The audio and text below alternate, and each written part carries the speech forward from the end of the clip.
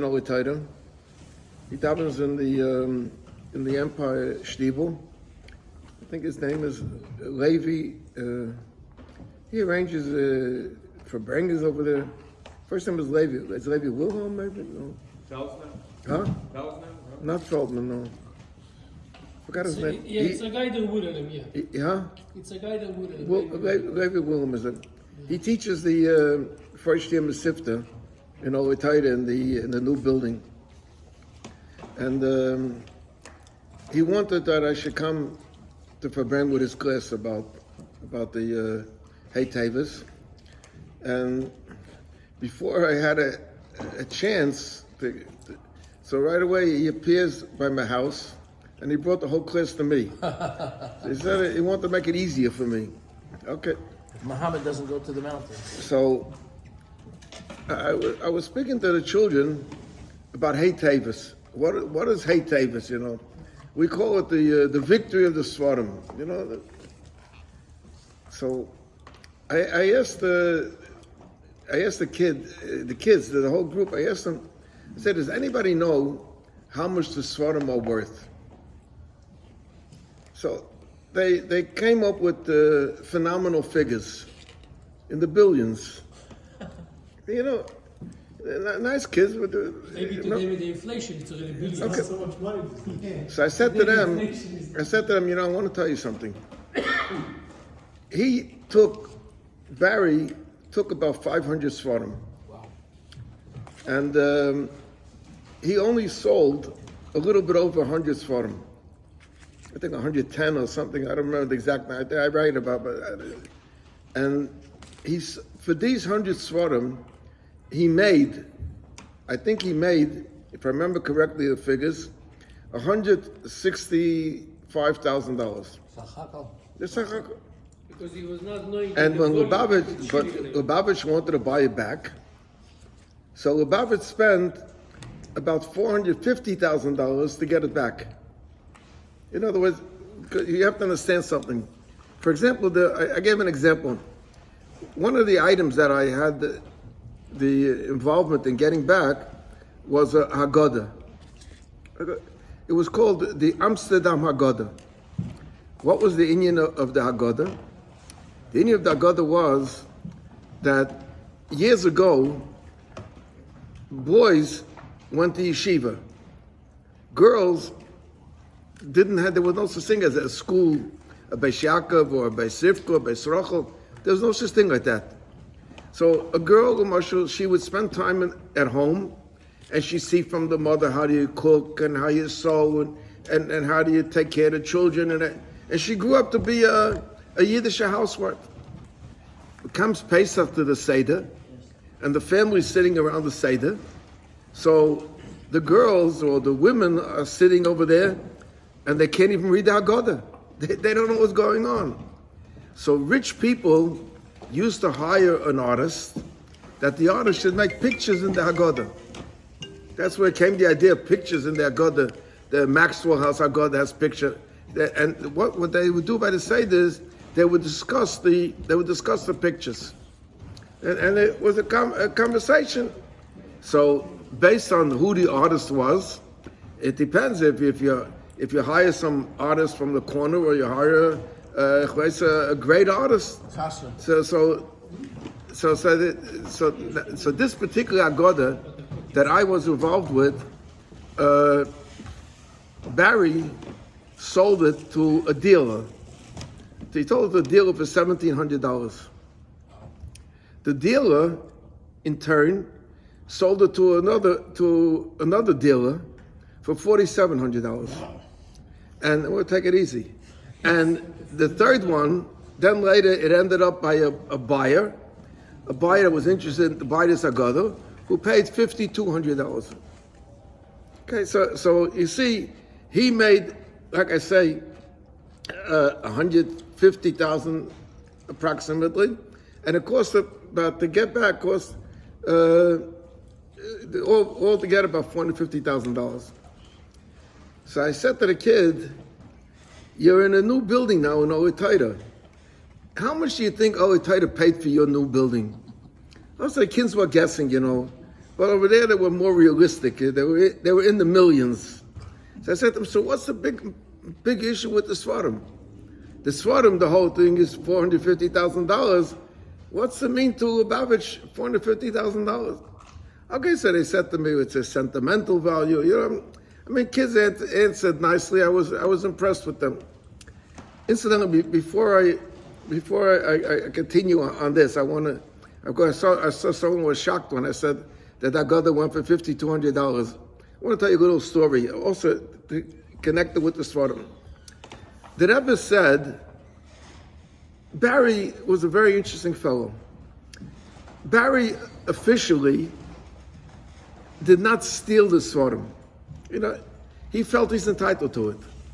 We don't agree with that, of course, but he felt that there was a Yerusha over here, and it belongs to his mother, is a part owner in the Yerusha, so his mother has a right to give him the Svarim.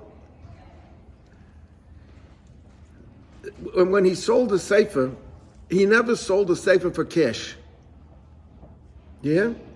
If someone came in with cash, and a lot of dealers came with cash, you know, because in old Svarim, a lot of people that don't have how to bury cash, what they do is they buy Svarim.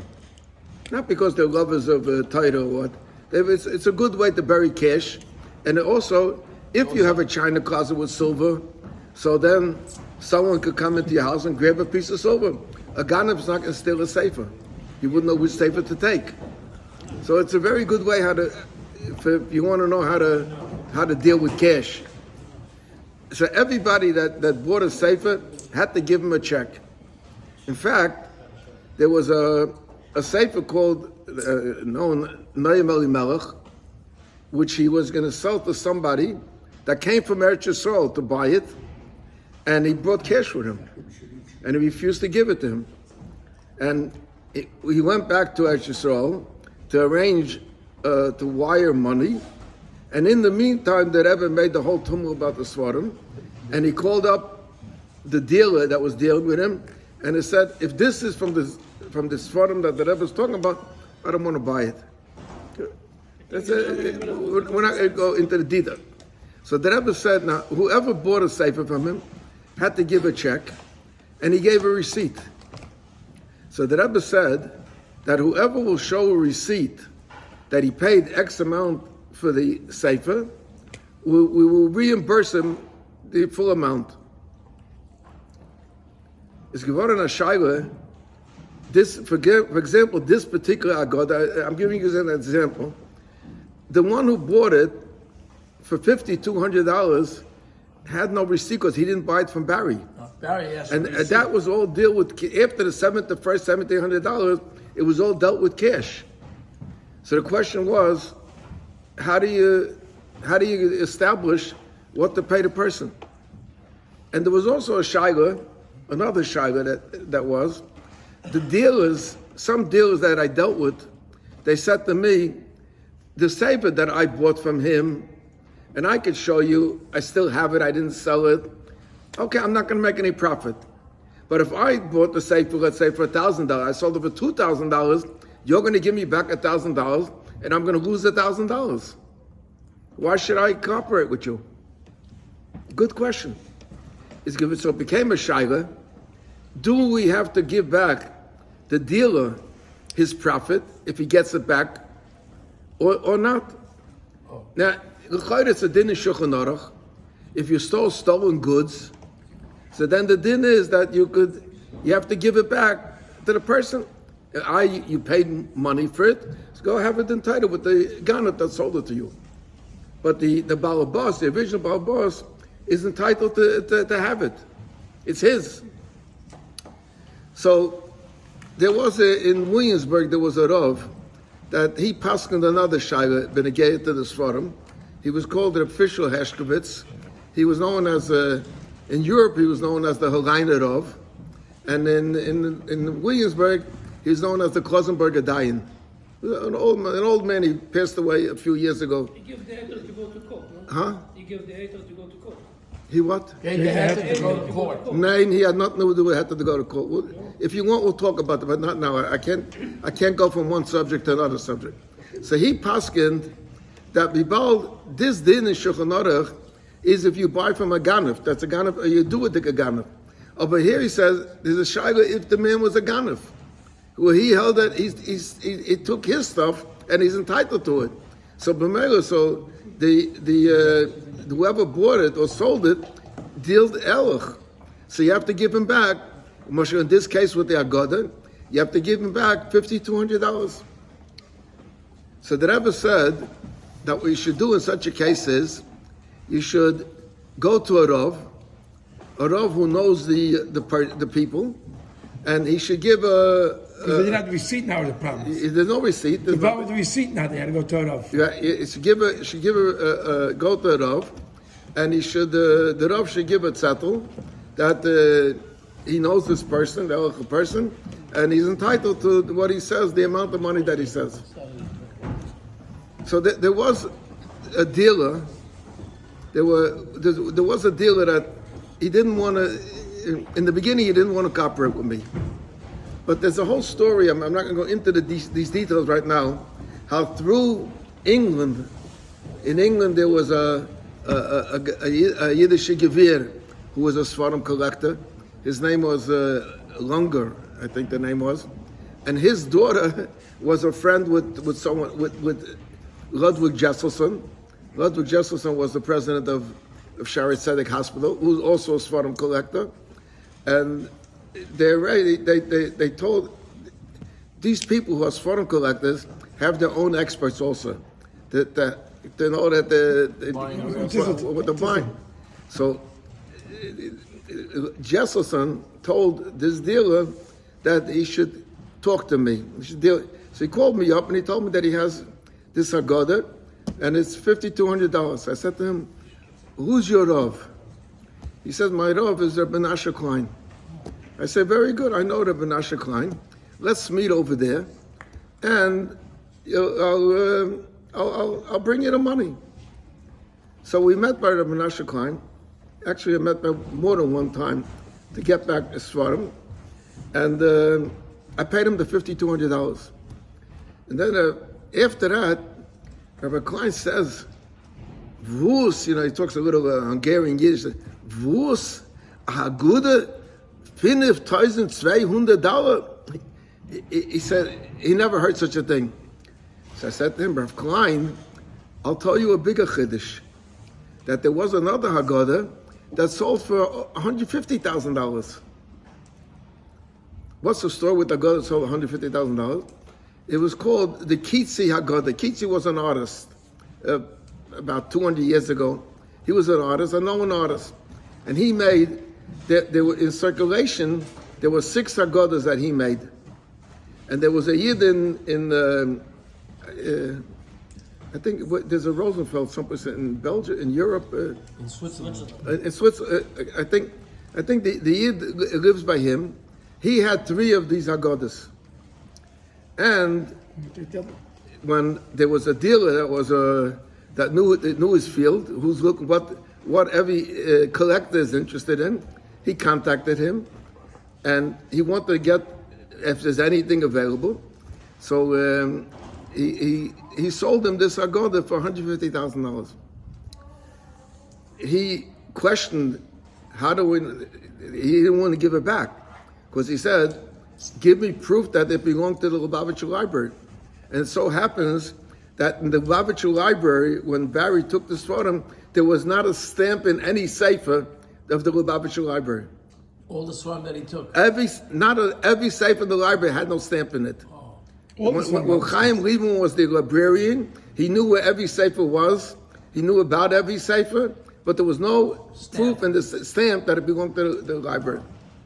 So it so happened that there was a famous Goyen by the name of Rabbi Cheskel Abramsky, and Rabbi Cheskel Abramsky has a son who's a librarian, I think in Oxford, in England, and he once wrote an article about the Kitzi Haggadahs, and he wrote that there were 6 Haggadahs, and he wrote that 3 are by this person, and he wrote that 1 is by the Lubavitcher Rebbe, and the other 2 they don't know where they are. So he agreed to give it back. So Who knew about this article? When I told Rabbi Klein $150,000 for Agoda, he looks at me and says, $150,000 sicher hat Pare gechaspet auf die Agoda. Okay. But now, let me first tell you. Now, as is selling this. Let me first tell you. My I was involved in when a number of svarim getting them back, over 20 svarim. But How many did you take altogether? Huh? How many did Barry take? He took altogether close to 500. 500 sir. Yes, Wow. and he sold, but he only sold over 100 because the court made him put them into the storage. The rest. After When the tumult started, he put into stores, so he couldn't sell anymore. But he sold, I think, 110 svarim. Now, how did I get involved, and what was my contribution to getting back the svarim?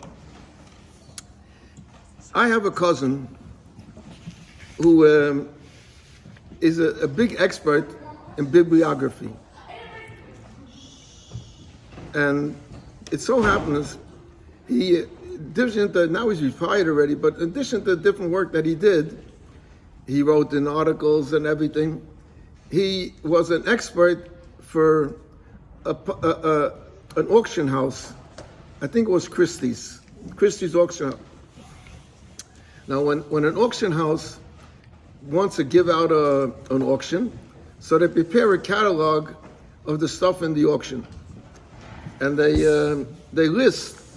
give a description of every sefer, a small description, and they list who are their experts in this field. Like if it's art, they have other experts. If it's silver, they have other experts.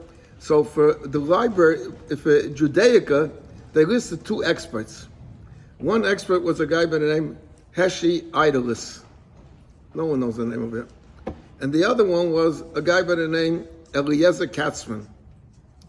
It so happens that Eliezer Katzman is a cousin of mine. My mother and his mother were sisters. First cousin. Barry, originally, when he took the svarim, what's he going to do with the svarim? So he went to, I think it was Christie's, if I remember correctly. He went to Christie's, and he offered them to make an auction of a collection. They didn't, if something didn't smell right to them, and they didn't want to take it.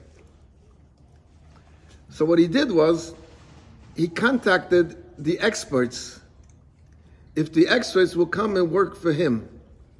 So what he did was an interesting thing. He called this guy Idolus, because E is before K, so he was listening first. He called him, and he asked him, do you know anything about the Sefer Tilas Hashem? He says, yeah, well, I know about it, but I have to look it up, and this and that. He asked him a few svarim. He didn't give him clear answers. He had a vague knowledge about it. And then he says to him, by the way, if I would like to hire you, are you available? He said, yes. He said, and what is your fee? He says, I take $100 an hour. All right, good. Then he called Katzman. And he asked Katzman, it's same thing, same question. Do you know anything about the Hilas Hashem? So he right away starts telling him, well, there's different prints and which edition you're talking about. And a few svarim he asked him, and Katzman knew all the svarim that he asked him. And then he asked him, could I hire you? And he said, yes. And he said, what is your fee? He said, a batron? So he said, my fee is $40 an hour. So for Sheitzach, he went and he hired my cousin. And even not only hired my cousin, but he also made up with him that whatever he will sell for him, he'll get a 5% commission of the sale. And there's a letter from the Rebbe about back and forth with him, where he has a tiny to the Rebbe about he was commissioned. That's a separate inyan. Okay. So now, before that, before the whole tumult that the Rebbe made around Yud Beis Hamas, before the whole tumult, one time, a few months before that, my cousin came over to my house, and he says to me, do you know a Gerari in New Jersey? So I said, I'm not sure, but it could be that it's it's Barry Garari, that Ashak's son. I said, why are you asking? He said, because I'm doing some work for him. He told me that he has a collection from an old man in New Jersey, and he asked me to work with it for him. Okay. I heard the story, and it just put it back in my mind. When did ever made the whole tumult? So I call up my cousin, and I say, Laser, I think your story with the old Yid in New Jersey is not correct. It's not true story. He said, I'll tell you the truth. I became suspicious also. And he told a few reasons why he became suspicious. And that's it. But now, there was a tremendous problem with getting back to Svarim. Mamash, a tremendous problem. The problem was that the library, number one, had no stamp in the Svarim. That's number one.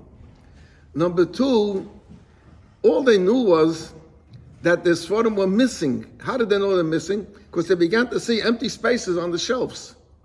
But what Svarim were taken, they didn't know. There was no catalog, and there was no way to know what Svarim he took. You want to go out and get together the Svarim, you don't know what to look for. So I called up my cousin, and I said to him, Reza, do you have a list of the Svarim? He says, yes.